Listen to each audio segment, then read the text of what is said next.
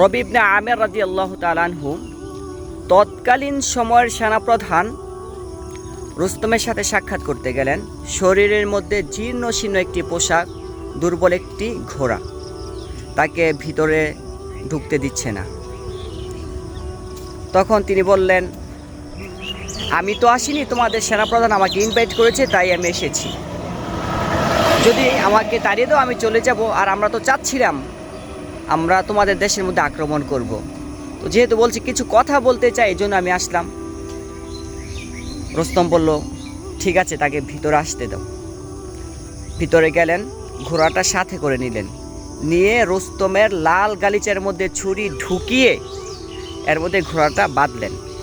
তারপর রুস্তমের পাশে যেয়ে তিনি পায়ের উপর পা তুলে বুক টান করে বললেন, এখন বলো কি বলবে। সুবহানাল্লাহ, কি বীর পুরুষ। রুস্তম বলল,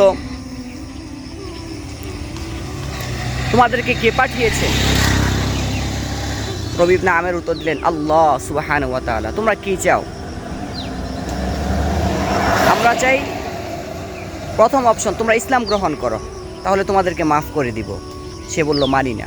দ্বিতীয় অপশন, তোমরা জিজিয়া দিবে, তাহলে তোমরা নিরাপদ থাকবে, আমরা তোমাদের শাসন করব, মানি না। তৃতীয় অপশন বলল, এই তরবারি দেখিয়ে, এই তরবারি তোমাদের এবং আমাদের মধ্যে ফায়সালা করবে। সুবহানাল্লাহ, তারাই আমাদের পূর্বসূরি, তারাই আমাদের আইডল।